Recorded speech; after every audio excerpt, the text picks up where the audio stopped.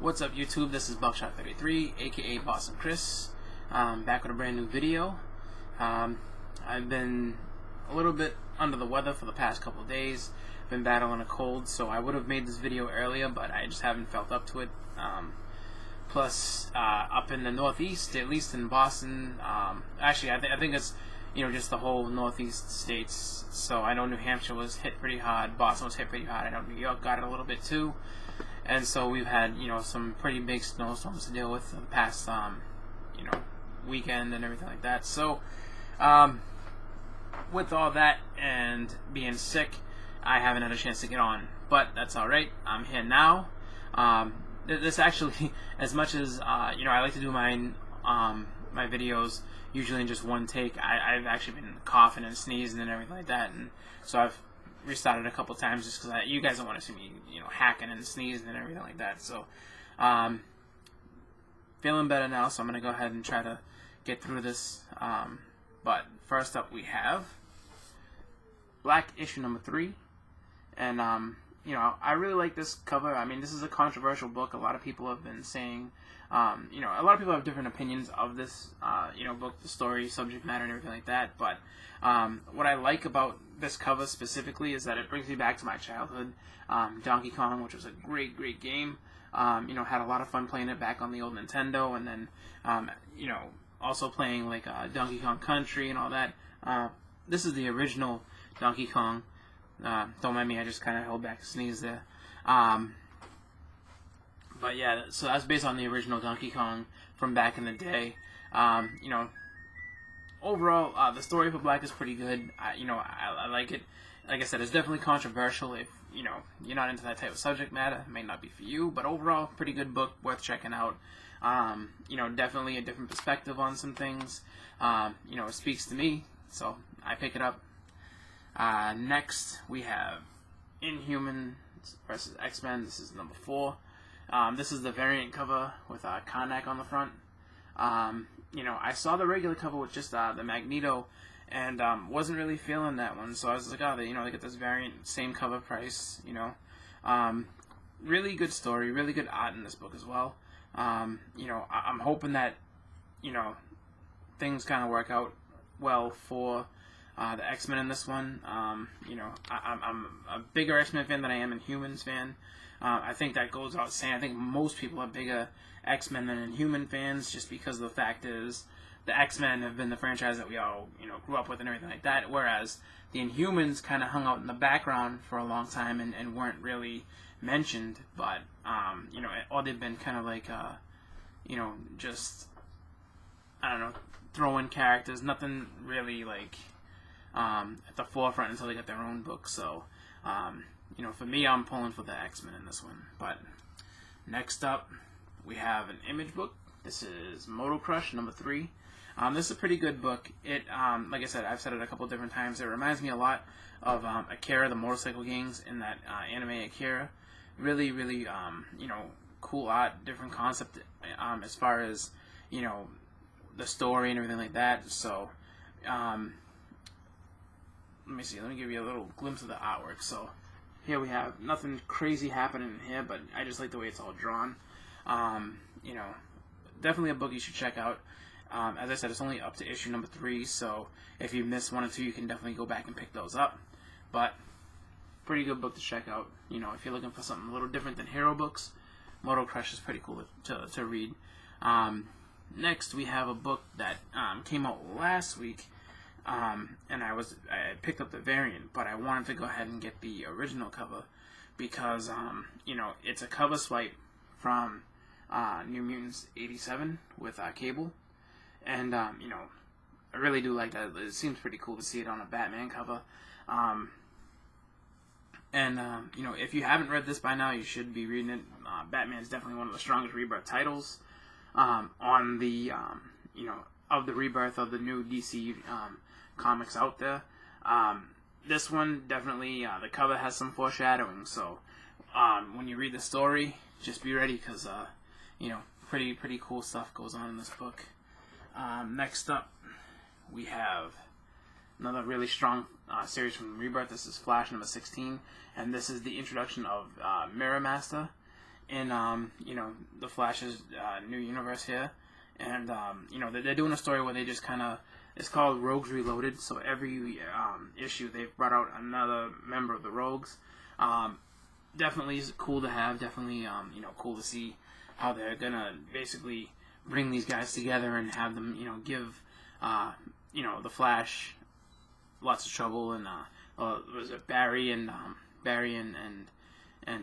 Wally, because Wally West is also in the series as well. Definitely pretty cool. So another one that I recommend. I mean, you may not like it, and that's fine. But if you like the Flash, if you're kind of on the fence of what is a good story to be collecting, Flash is definitely a cool one. Next up, we have a book that normally I won't say I wouldn't collect it. It's just kind of one that kind of falls on my radar a little bit sometimes, and that would be Red Sonja. I picked this up just because it was affordable J. Scott Campbell cover.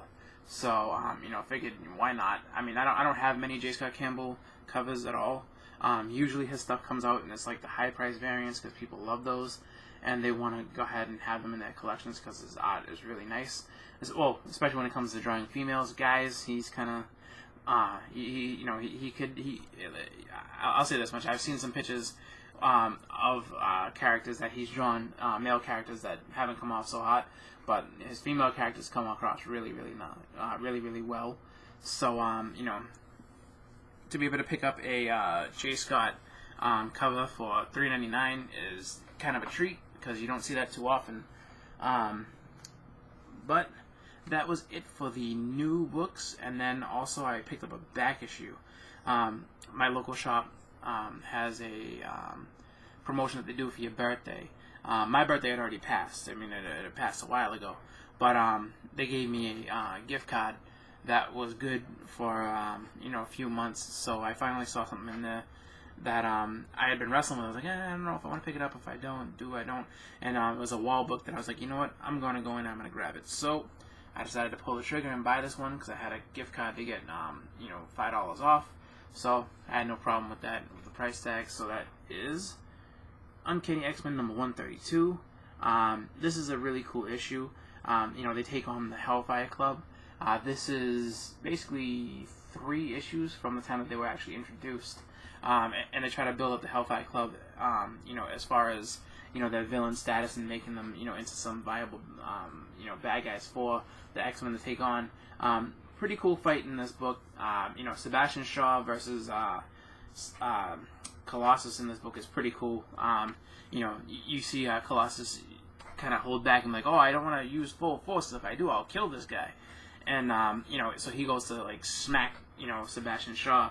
Sebastian Shaw takes it like a champ, just and like laughs at him. He's like, whatever you do to me makes me stronger. He knocks him through the wall. And they do a number on the X-Men pretty good, and it leaves it on a cliffhanger where Wolverine's been like slammed to the floor, and he has a great line where he just says, all right, you're giving me your best shot, now it's my turn. And it just sets up the 133 issue so well, just because you can tell Wolverine's on to go out there and start some trouble. So that was it for my new books that I picked up from the shop from last week. I also ended up getting a couple books in the mail, so I'm going to go ahead and show those off. Let me just get through this. Nice little mailer. Don't really need the razor for this one. Just pull out the tape here. There we go. And there we go.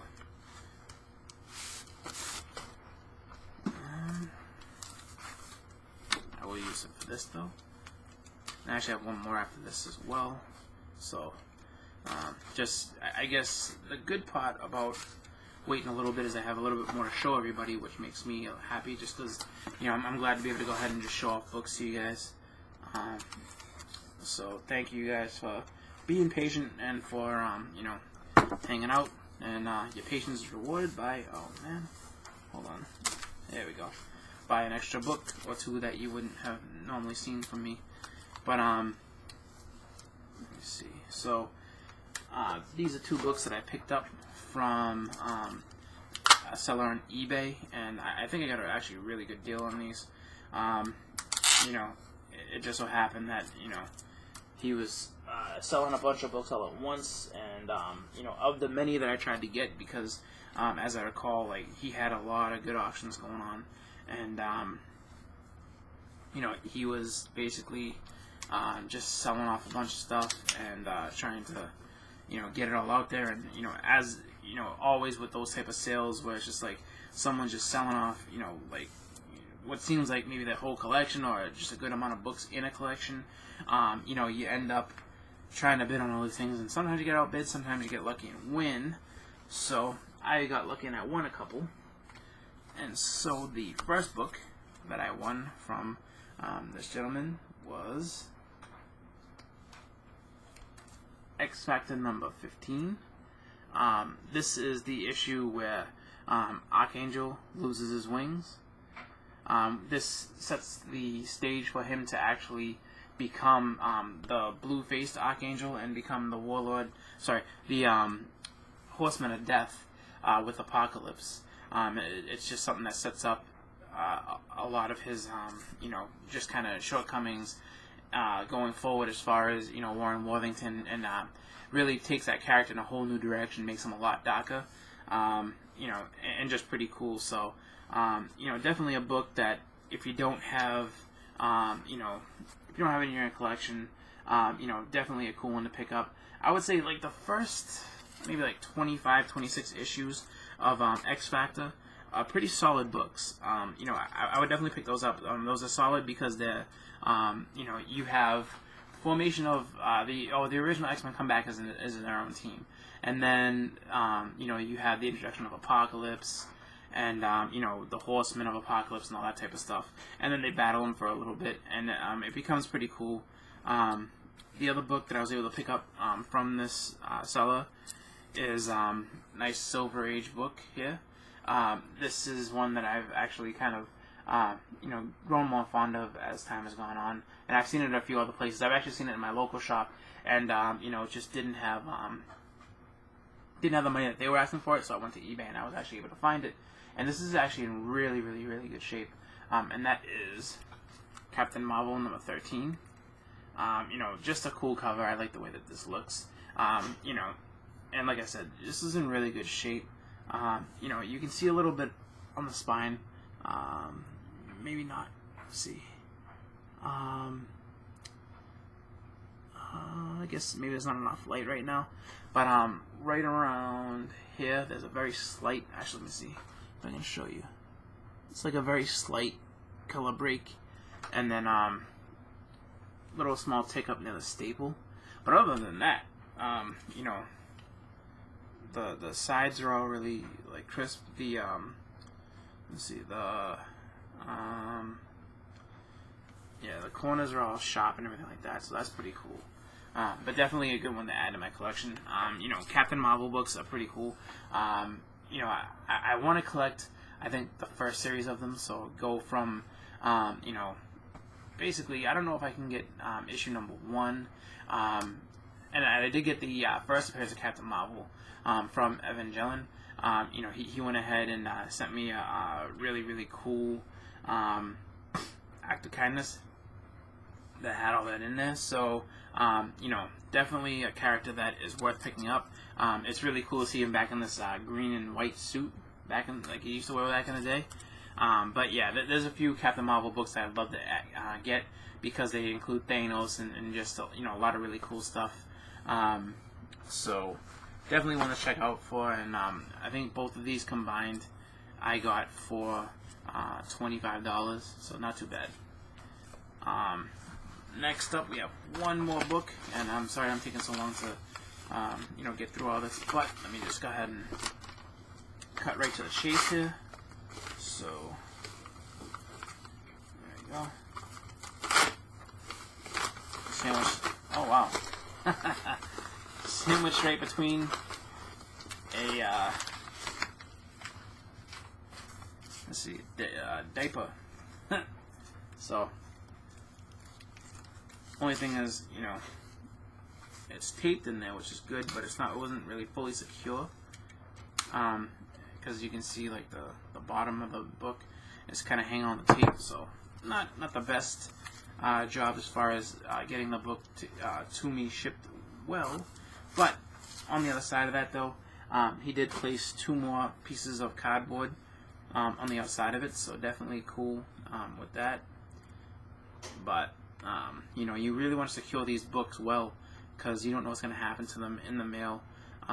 You know, and the other thing too is that, you know, it's not really the most sturdy packaging as far as everything's concerned, because I can easily bend this. I know that a lot of people like to write "do not bend," but you know, the mailing machines, the sorting machines, they throw them in, don't read "do not bend." They just, you know, throw them in there and do whatever. So you know, just something to keep in mind, I guess, when you're shipping books.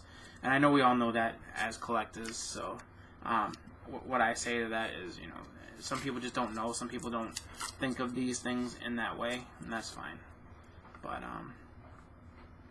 get this last piece off here.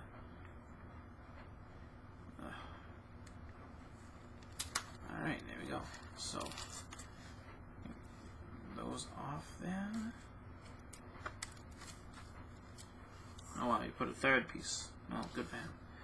So, here we have, and this is one I actually confused for a while. This is in actually really, really good shape. I used to always look at this cover and say, oh, this is the first issue of, you know, this guy here. And actually it wasn't. I actually do have the first issue of this character. I just, you know, always thought this was #1, which it is, but it's just Series 2. So we have here Man-Thing #1. This is the 2nd series, 1st issue. And I love this cover. I love, you know, the way that the colors work. I love, you know, the red background behind them. It makes them look real menacing and crazy. So definitely a cool book to own. And these you can get pretty cheap on eBay. You know, they're not a lot of money. You know, it's not the very first one of him, though. That's the other thing too. This is not, you know, the actual first #1 in the series. That one's a little different. Let me see if I can find it, because I think I have it right. Actually, perfect. So, just a quick contrast between the two. So, this is Man-Thing #1, Series 2. And then this one here is Man-Thing Series 1, Issue 1. So, if you're trying to look for Man-Thing #1, his first actual issue of his own comic, it's this one here, not the red one. And then his first, I guess, solo story is Adventure into Fear #10. So, Man-Thing's a pretty complex character as far as, you know, who he is and everything like that. As far as finding his exact first appearance, there's a few different places you can go for that. What I would say is, you know, definitely ask around and to other YouTubers who might know, might not know, and just do your research. Ask your local shop if you know if it's something that you are really into. But with that, I am gonna get going. As you can tell, kind of starting to sound a little nasally and everything like that. So I'm gonna hop off. I hope everybody has a good week. I will hopefully be getting to the shop this weekend or later on this week to go ahead and get some newer books. I will be on the JLS live show tomorrow night, talking about comics with Jesse, Edwin, aka Strictly Comics and JLS Comics, and Justin from Exile State Comics. So come check us out tomorrow, 8:30. Hopefully I'll be looking and feeling and sounding a lot better by then. But I will see you all tomorrow. Thank you for watching. This has been Buckshot33, aka Boston Chris. I'm out.